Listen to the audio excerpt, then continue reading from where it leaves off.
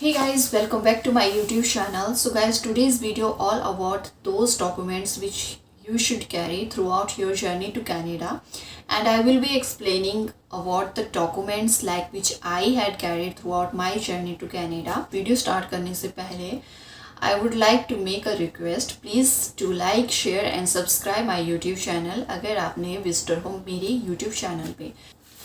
So guys, you can see how many documents I had carried throughout my journey because the main motive is कि अगर वो आपसे कोई भी documents मांगते हैं so you should have proof because आप इतना पैसा इन्वेस्ट करके जा रहे हो और अगर सिर्फ एक या दो डॉक्यूमेंट्स की वजह से अगर it might create problem to you तो उसका क्या ही फ़ायदा है। तो इससे बेटर है to be on safer side, आपके पास हर डॉक्यूमेंट्स होना ज़रूरी है। तो इसलिए because many people have asked about these things like which documents should I carry, तो इसलिए मैं ये वीडियो बना रही हूँ। तो फर्स्ट ऑफ ऑल मैं कॉलेज से स्टार्ट करूँगी। लाइक आपको कॉलेज से कौन कौन से डॉक्यूमेंट चाहिए for your travel purpose. So first you need your enrolment letter from your college. Enrolment letter जो होता है वो ये डिफ़ाइन करता है कि हाँ आप इस कोर्स में रजिस्टर्ड हो। तो उसके लिए आपको क्या करना है, you have to drop an email to your college. उनसे मांगना है आपको कि मुझे एनरोलमेंट लेटर चाहिए for my travel purpose, so provide me as soon as you can because I will be travelling very soon. तो जब आप ये रिक्वायरमेंट उनके पास रखते हो तो वो आपको जल्दी ही आपका एनरोलमेंट लेटर प्रोवाइड कर देंगे। उसके बाद आपको चाहिए ऑफ़र लेटर। ऑफ़र लेटर को लेटर ऑफ एक्सेप्टेंस भी बोलते हैं। तो ये लेटर आपके पास ऑलरेडी होता है, इसके बगैर आप अपना वीज़ा अप्लाई नहीं कर सकते। तो आपके पास ये लेटर डेफिनेटली होगा, इसको अपनी फ़ाइल में अटैच कर लीजिए। उसके बाद तीसरा आता है आपका टाइम टेबल। आप जब भी कोर्स कोई भी आपका कोर्स स्टार्ट होता है, जैसे फर्स्ट सेम के बाद सेकंड सेम स्टार्ट होता है तो नए नए टाइम टेबल आपके पास आते हैं। जैसे मैं सेकंड सेम में आई हूँ तो मेरे पास time table already second sem का था। तो अगर आप फर्स्ट में आ रहे हो आपके पास फर्स्ट का होना चाहिए, सेकंड में आ रहे हो सेकंड का होना चाहिए। You have to take your print out. After that you need your academic transcript, जिसको हम फाइनल ग्रेड्स भी बोल सकते हैं। तो जब भी आपका फर्स्ट सेम ख़त्म होगा तो उसका रिज़ल्ट आपके पास होगा, सेकंड सेम ख़त्म होगा उसका भी रिज़ल्ट आपके पास होगा। तो आपको जस्ट प्रिंट आउट लेके उसको अपनी फ़ाइल में अटैच करना है। उसके बाद गाइज आपकी फ़ीस रिसिप्ट, जो कि वेरी वेरी इंपॉर्टेंट, ये सभी के पास होगी बिकॉज जब आपने मनी पे की है तो उसका आपके पास प्रूफ होना ज़रूरी है। वो आप शो कर सकते हो आपने फर्स्ट सेम की कितनी पे की, सेकंड की कितनी पे की। तो you should have your fees receipt, वो भी आप डॉक्यूमेंट अपने फाइल में अटैच कर लीजिए। उसके बाद गाइज जब भी आप फ़ीस पे करते हो, जब भी किसी कॉलेज में आप एनरोल होते हो तो वो आपको इंश्योरेंस की फ़ीस भी भरने के लिए बोलते हैं। So you should have that proof also. जब भी आप फ़ीस पे करोगे अपनी हेल्थ इंश्योरेंस की, तो जो भी थर्ड पार्टी जिससे उन्होंने कॉलेज वालों ने कांटेक्ट किया होता है for the health insurance purpose, तो वो क्या करेंगे आपको ईमेल करते हैं। मैं अपना एक्सपीरियंस बता रही हूँ। तो वो आपको मेल करेंगे, उसमें आपकी सारी डिटेल होगी कि आपको कितनी हेल्थ इंश्योरेंस, लाइक आपने कितना पे किया है, आपकी हेल्थ इंश्योरेंस कब तक की है। तो ये सारी चीज़ें जो है उसमें होगी। तो वो प्रूफ भी आपके पास होना ज़रूरी है। So I can say you should have your health insurance coverage. उसके बाद गाइज आपके पास जो है एक और चीज़ होना बहुत ज़रूरी है, जो है आपका कोऑप और internship permit.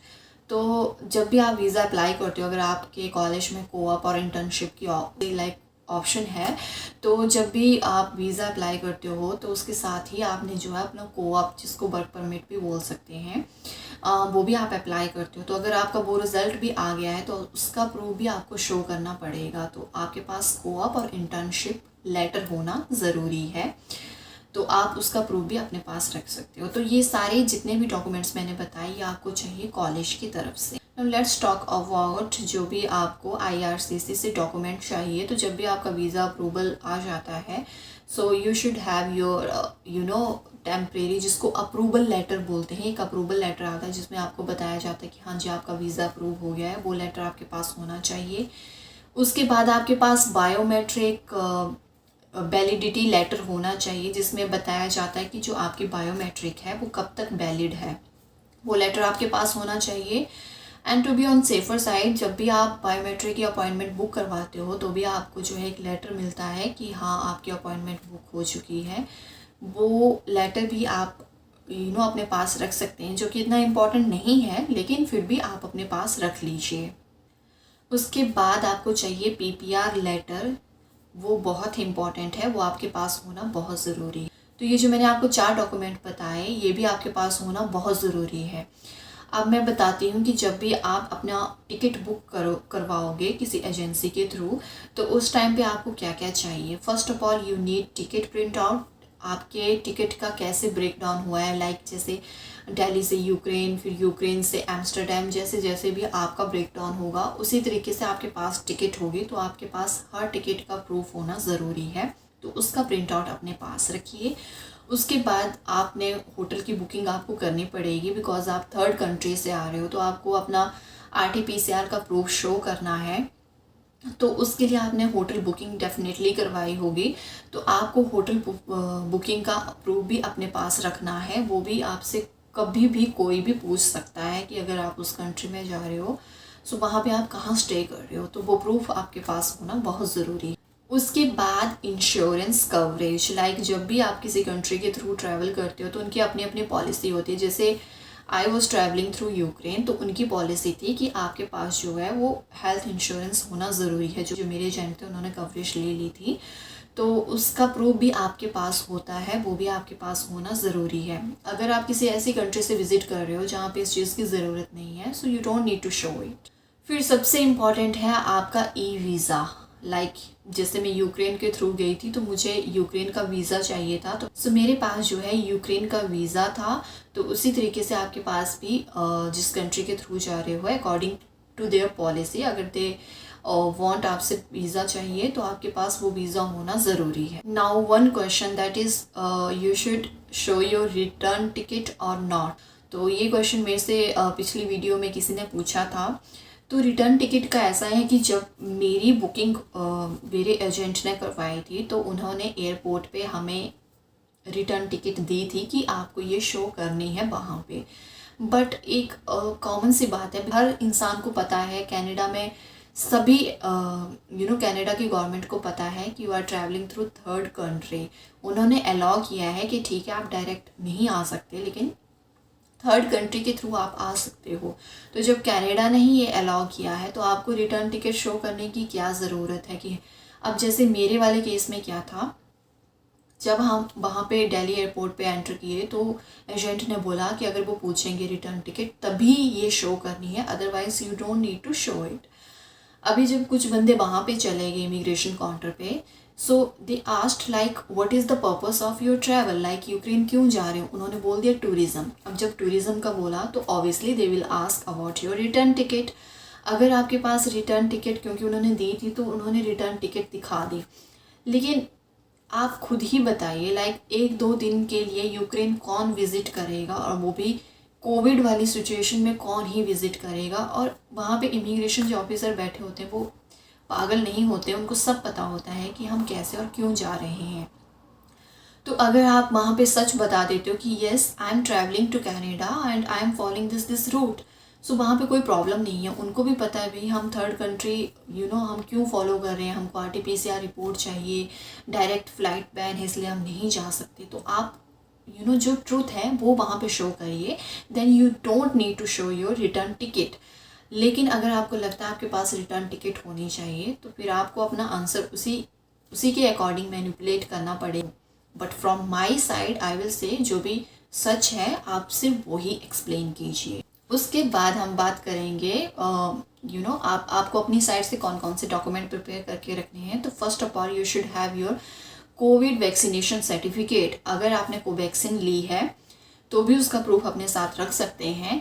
But I will say like जिन्होंने कोवैक्सीन ली है उनको क्वारंटीन से एग्जेम्पशन नहीं मिलेगा, लेकिन फिर भी आपको अपना प्रूफ अपने पास रखना है। उसके बाद कोविशील्ड की अगर मैं बात करूं, तो अगर आपने 1 डोज ली है तो भी आपके पास प्रूफ होना चाहिए, और अगर आपने 2 डोजेस ली है तो डेफिनेटली आपके पास प्रूफ होना ज़रूरी है, अगर you really want to exemption चाहिए अगर आपको क्वारंटीन से।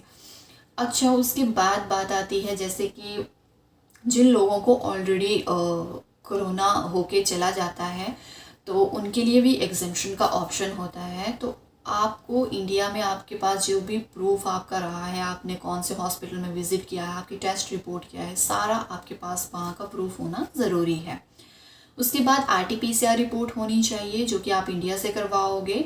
मेक श्योर कि QR कोड होना ज़रूरी है and that report with in your 72 hours. उसके बाद आपको चाहिए योर मेडिकल टेस्ट, जो भी आपने मेडिकल टेस्ट करवाया है। किसी किसी के केस में हो सकता है कि उनको मेडिकल टेस्ट फिर से करवाना पड़ा हो because your last test is expired. तो उस वजह से आपके पास अभी अपडेटेड मेडिकल टेस्ट होगा। जब भी आप हॉस्पिटल में विज़िट करते हो अपना मेडिकल टेस्ट करवाने के लिए, तो वहाँ पे आपको रिसिप्ट मिलती है जिसमें आपकी ऊपर जो है सबसे ऊपर आपकी पिक होगी और नीचे सारी डिटेल होती है कि आपने इस हॉस्पिटल से अपना मेडिकल टेस्ट करवा लिया, लाइक एक नंबर, रेफरेंस नंबर, तो वो उस पर होगा। वो मेडिकल टेस्ट अपने पास रखिए, उसका प्रूफ वो आपसे मांग सकते हैं। उसके बाद आपको चाहिए अपना IELTS का रिज़ल्ट, वो भी आप अपने पास कैरी करके रखिए। They can ask about it. Then another most important document is your GIC, जो कि डेफिनेटली वो देखेंगे ही देखेंगे। तो आपके पास GIC होना ज़रूरी है। लाइक आप फाइनेंशियली कैसे सर्वाइव करोगे कनाडा में, तो अपनी GIC रिसिप्ट अपने पास रखिए। उसके बाद आता है आपके पासपोर्ट का प्रिंट आउट भी आप अपने पास कैरी करके रखिए। उसके बाद क्वारंटीन प्लान, लाइक अगर आप एग्जेम्प्टेड नहीं हो सकते तो आपके पास क्वारंटीन प्लान होना ज़रूरी है। उसके बाद आपको जो है ये मैं अपनी तरफ से बता रही हूँ क्योंकि मैं मेडिकेशन मतलब मेडिसिन्स बहुत सारी अपने साथ लेके आई थी। तो अगर आपके पास मतलब उस चीज़ की जो है वो मेडिसिन की जितनी भी आपकी मेडिकेशन है उसकी प्रिस्क्रिप्शन होना ज़रूरी है, वो भी आप अपने पास रखिए। अगर इन केस वो पूछ लेते हैं कि आप ये मेडिसिन लेके जा रहे हो, क्यों लेके जा रहे हो, आप इसका प्रूफ कहाँ है, तो आप उनको शो कर सकते हो। तो आप अपने फैमिली डॉक्टर जो भी होगा उनसे वो प्रिस्क्रिप्शन या किसी हॉस्पिटल में जाके बनवा सकते हो। ठीक है जी।